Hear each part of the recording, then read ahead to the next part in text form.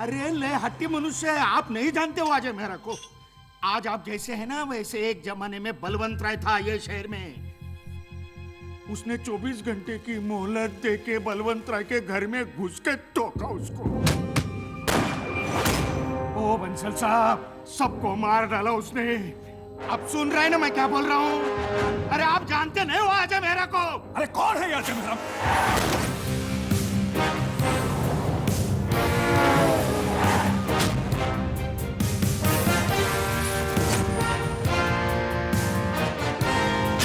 अजय मेहरा परत आलाय.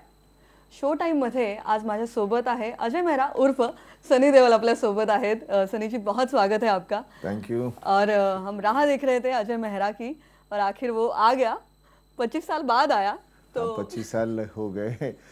सोचा नहीं था इतना वक्त गुजर जाएगा. आपको लगता है इतना वक्त गुजरा है? नहीं, मैं जब सोचता हूँ अभी जब 25 या 26 साल की हम बात करते हैं, लगता है कि 8-10 साल ही हुए मैंने जो अपनी घायल की थी, जो यहाँ पड़ी है इस वक्त मेरी ट्रॉफी.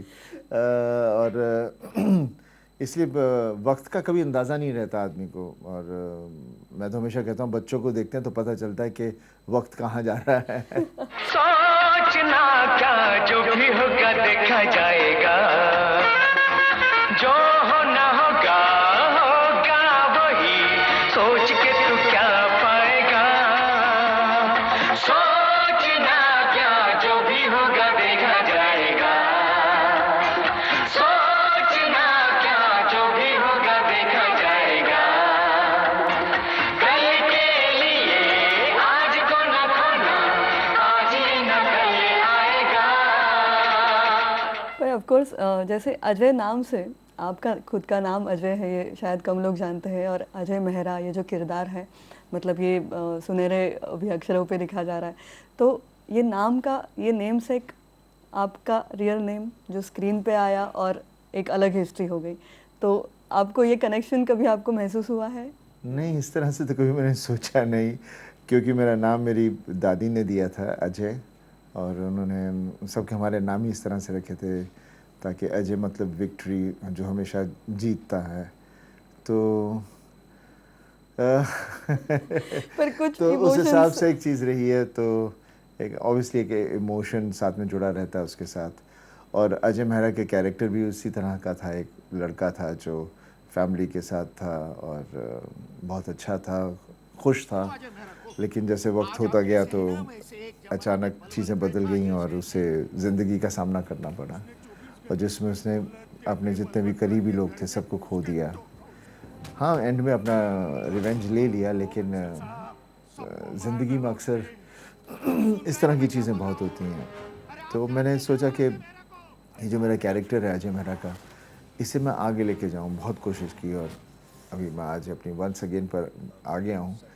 और जैसे मेरी ये फ़िल्म उस वक्त की थी, उस ज़माने की थी, उस वक्त जैसे सोसाइटी थी, तो जो मेरी अभी की फ़िल्म है ये घायल वंस अगेन, ये आज के वक्त की है, आज का माहौल. और मैं कहता भी हमेशा कि तब से लेके आज तक हम लोगों में टेक्नोलॉजी वाइज ये सब चीज़ों में काफ़ी प्रोग्रेस हो गए हैं. बिकॉज़ इतनी टेक्नोलॉजी ने ऐसा कर दिया है कि पूरा दुनिया एक ग्लोबल सा एक छोटा सा हो गया है. लेकिन एज़ इंसान हम लोग, मेरे को नहीं लगता हम लोग कहीं आगे बढ़े हैं. लगता हम अभी भी कहीं पीछे रह गए हैं एज़ ह्यूमन बीइंग्स. तो मैं इस फ़िल्म को इसलिए मैंने लिखा है, मैंने डायरेक्ट किया है, क्योंकि मैं चाहता था कि मैं कहानी मुझे इस तरह की मिले जो मैं रिलेट कर पाऊँ, जिससे जनता भी, जो हम अक्सर, मैं जब भी कोई फ़िल्म देखता हूँ तो मैं हमेशा चाहता हूँ कि फ़िल्म देखते हुए उसमें से मैं कुछ लेकर जाऊँ अपने साथ.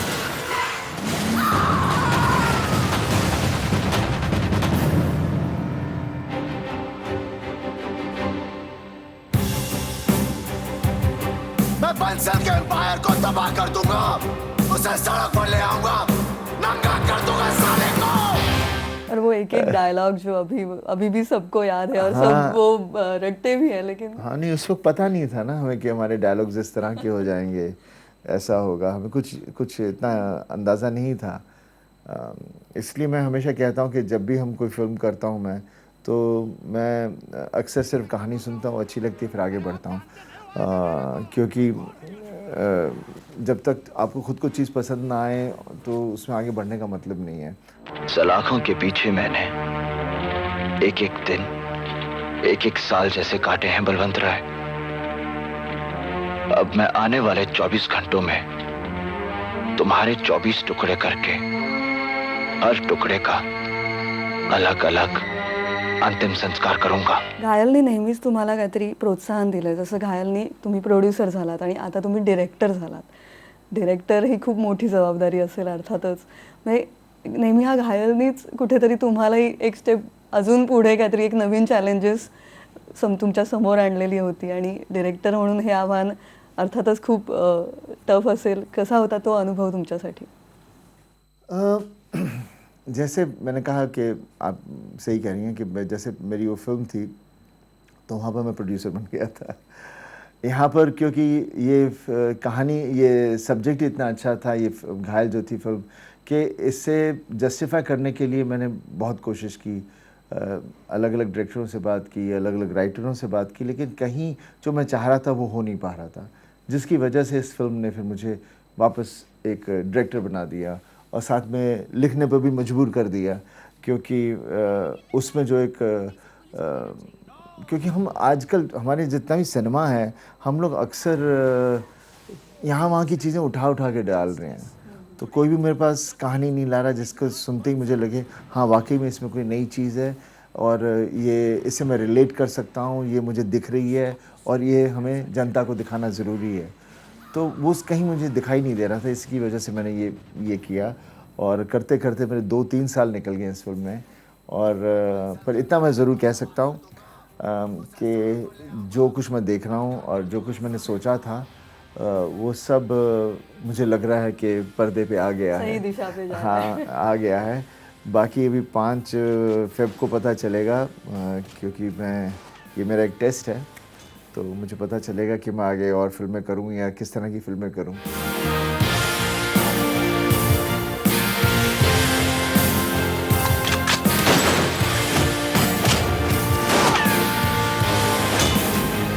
आपने इंतज़ार बहुत करवाया, मतलब 25 साल तो करवाया और अभी थोड़ी सी डेट थोड़ी सी आगे गई, हाँ, ये तारीख तो बदलती ये भी आपका ही रहती है. डिसीजन था. तारीख पे तारीख हो गई. खैर ये इन तारीखों में मैं बस यही मानता हूँ कि ज़िद नहीं करनी चाहिए जब, और जैसे बुज़ुर्ग कहते भी हैं जो भी होता है अच्छे के लिए होता है. और मेरी थोड़ी तारीख आगे मुझे ले जानी पड़ी क्योंकि मेरी चीज़ें तैयार नहीं थी और उसी वजह से मेरा गाना भी जो है लपक झपक वो भी थोड़ा सा ज़्यादा पॉपुलर हो रहा है और जनता तक मैं थोड़ा और पहुंच पा रहा हूं, तो एक तरह से अच्छा ही हुआ. Of course. और जैसे एक ज़माना था जब सनी पाजी कभी मतलब प्रमोशन के लिए आते नहीं थे या कभी उनको अच्छा नहीं लगता था, और अभी जैसे मतलब ये बदलाव भी है, तो आपको ये मतलब वही मैं बात करी हूँ कि ऑफ कोर्स 1990 में वो ज़रूरत भी नहीं थी, फिल्म सेड इट इटसेल्फ, और अभी भी फिल्म तो अच्छी है तो वो तो चलेगी ही चलेगी, लेकिन ये प्रमोशंस का अभी महत्व बहुत ज़्यादा बढ़ गया है. तो आपको क्या लगता है? इसलिए बढ़ गया है क्योंकि हम लोग सिनेमा पर अपने कहानियों पर भरोसा चला गया है, तो जिसकी वजह से हमारी फिल्म इंडस्ट्री में मेकर्स और एक्टर्स फिर उन्होंने तरीका ढूंढा कि जहाँ कि हम इसके बारे में इतना प्रमोट करें, इतना करें, यहाँ हद तक चले जाएं. कभी ये ओवर भी हो जाता है, आपको लगता है? ओवर होता है, लेकिन आजकल हमारी जनता फिर जो ज़्यादा सुनती है फिर वो पिक्चर देखने भी चली जाती है. माहौल बदल गया है और मैंने अपनी फिल्म पे इतनी मेहनत की है तो मेरा हक बनता है कि मैं अपनी फिल्म को जस्टिफाई करूं. मैं ये नहीं कि बिकॉज मैं खुद नहीं करना चाहता तो उससे फिल्म को सफ़र नहीं होना चाहिए. तो उसी वजह से फिर मैंने तय किया कि मैं सब जगह जाऊंगा और फिल्म के बारे में बात करूंगा, ढेर सारी बातें करूंगा ताकि ये अंदर का बदलाव सनी देओल के लिए कितना कठिन था या इजी था या अभी अच्छा लग रहा है, कैसा था? ऑब्वियसली कठिन तो था, लेकिन मैं हमेशा सबको यही कहता हूँ कि जो भी करो एंजॉय करो, नहीं तो मत करो. तो डेफिनेटली मैंने इसको तरीका ढूंढा कि मैं कैसे एंजॉय करूं कैसे. और फिर एक सोशल मीडिया जो शुरू भी हुआ उससे पता भी चल जाता है कि आपके जो फैंस हैं वो आपके बारे में क्या सोच रहे हैं क्या नहीं है. तो एक तरह से एक पॉजिटिव साइड भी है इसका, पर इसे ज़्यादा सीरियस नहीं लेना चाहिए.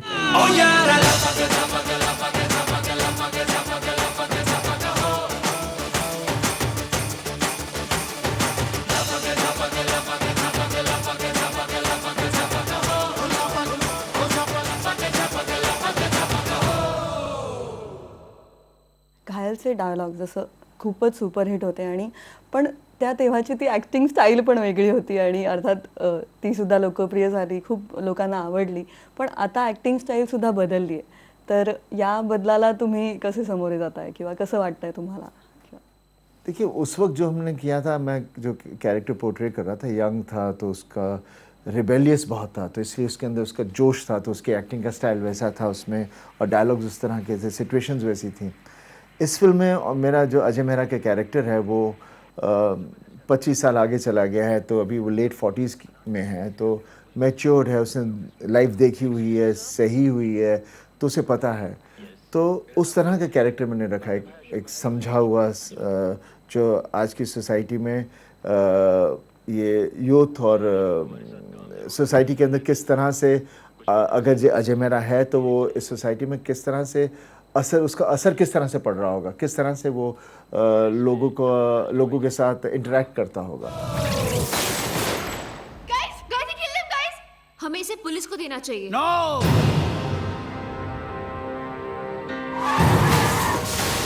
You stand for truth and justice. Today, truth and justice is Raj Bansal.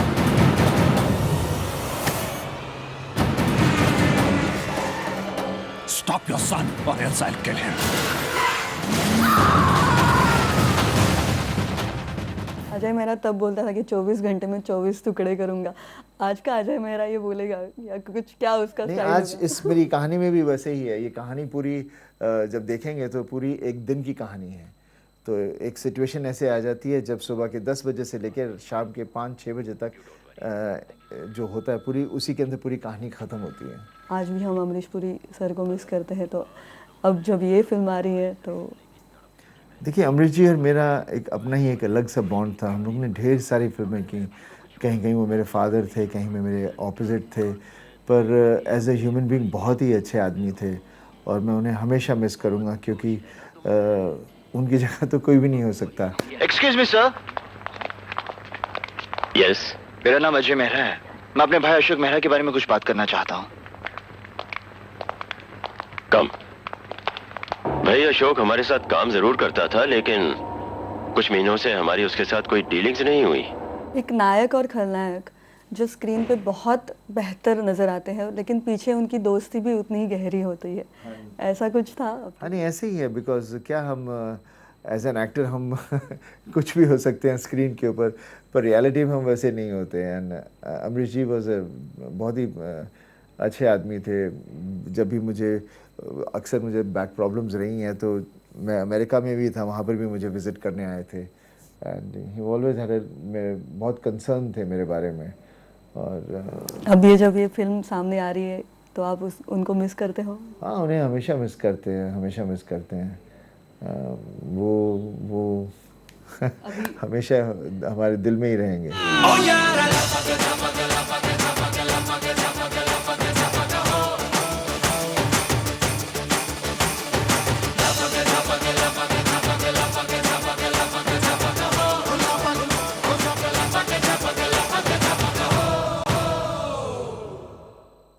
Marathi cinema तुम्ही आणणार आहात का? मराठी सिनेमाची निर्मिती करणार आहात का? काही विचार आहे का? देखिए मैं कोशिश कर रहा हूँ कि ये फिल्म हो जाए, तो उसके बाद मैं वापस वो अर्जुन मालवंकर करना चाहूँगा। अर्जुन मालवणकर तो आना ही चाहिए। व्यक्ति देखिए खूब खुलाव है। हाँ नहीं, मैं जैसे कह रहा हूँ कि मेरी फिल्म में मेरा एसेट टेस्ट है, और ये जो मैं कामयाब हुआ तो मेरा अगला प्रोजेक्ट मैंने हमेशा रखा है दिमाग में, इस अर्जुन मालवंकर। वो आज इस चौल में होगा, तो इस वक्त आज आएगा, कहाँ से क्या होगा, मैंने अच्छी सी एक चीज़ बनाई हुई है, तो बस देखते हैं। घायल हा सिनेमा जेव्हा आला होता तेव्हा त्याचे रिमेक तमिळ, तेलुगू आणि कन्नडामध्ये झाले होते। आज अशी परिस्थिती आहे की साऊथ फिल्म येतात, मग त्याचे रिमेक हिंदीमध्ये होतात, पण तेव्हा हा सिनेमा त्या अर्थाने एक पाऊल पुढे होता। एका हिंदी सिनेमावरून साऊथमध्ये रिमेक आले, तर ऑफकोर्स ही खूप वेगळी गोष्ट आहे, मोठी गोष्ट होती तेव्हा। आणि आता आपण तर म्हणजे साऊथ फिल्मचं फॉलोअर झालेलो आहोत, बॉलिवूड असेल, मराठी पण आता असेल, किंवा काही बाकीचेही रिजनल लँग्वेजेस असतील, तर हा प्रभाव खूप वाढलेला आहे। पण तुला काय वाटतं की म्हणजे एक हिंदी सिनेमाची ओरिजिनलिटी त्यामुळे थोडीशी बिघडली की काय? हिंदी सिनेमा की ओरिजिनलिटी तो काफ़ी सालों से बिगड़ गई है। मेरा ख्याल है ये जब से मल्टीनेशनल्स आए हैं हमारी फिल्म इंडस्ट्री में और जेन्युइन जो प्रोड्यूसर थे वो गायब हो गए हैं और जो भी आजकल हो रहा है वो बेसिकली क्या बोलते हैं एक्सेल शीट्स के हिसाब से हो रहा है कि ये करो तो इतना इतना टोटल होगा और ये बिजनेस होगा। एक अजीब सी इनसिक्योरिटी है और अजीब सा एक लोगों में अपने आप से विश्वास चला गया, you know, specially Hindi cinema में। पर आजकल जिसे भी देखो पैसा इतना अहमियत हो गई है चारों तरफ कि भूल चुके हैं कि हम कहाँ तक बिक चुके हैं। तुम्ही म्हणला तसं की आपण बॉक्स ऑफिस कलेक्शनला नेहमीच आवाजावी महत्त्व देत आलो आहे आणि दिवसेंदिवस जसं 100 कोटी 200 कोटी 300 कोटी या फिगर समोर यायला लागला आहेत, त्यामुळे चित्रपट किती चांगला होता हे बाजूला राहून कलेक्शन किती झालं तरच तो चांगला होता हे खूप जास्त होत चाललं आहे आणि ही परिस्थिती बदलावी असं वाटतं का? देखिए, बदलना हर चीज़ अपने अपने एक साइकिल है। जब बदलना होगा अपने आप ही बदलेगा, कोशिश करने से नहीं हो रहा। घायल वन्स अगेनच्या बाबतीत तुम्हाला काय वाटतं आता? घायल वन्स अगेन डेफिनेटली मैं हमेशा मानता हूँ कि अगर आपने अच्छा काम किया और आपकी पिक्चर अच्छी है तो चलेगी तो बिजनेस भी होगा। और मैं चाहूँगा कि मेरी फिल्म चले, पहले लोगों को पसंद आए तो चले, ये नहीं कि धंधा हो गया पिक्चर अच्छी नहीं है, वो मुझे नहीं अच्छा लगेगा। बहुत अच्छा लगा आपके ये सब विचार सुन के और बहुत ही मज़ा आया। एक 25 सालों का ये सफ़र आधे घंटे में ख़त्म करना बहुत ही मतलब कठिन है, लेकिन फिर भी बहुत सारी शुभकामनाएं। बस जाते जाते ऑडियंस को क्या कहना चाहोगे? बस यही कहना चाहूँगा, जैसे मेरी फिल्म का एक जो कैरेक्टर और डायलॉग है, अगर हम सच के साथ हैं तो हमें जीतने तक हार नहीं माननी चाहिए। बस यही कहना चाहूँगा। Thank you so much, thank you so much, thank you. हमको ना पकाओ इस तरह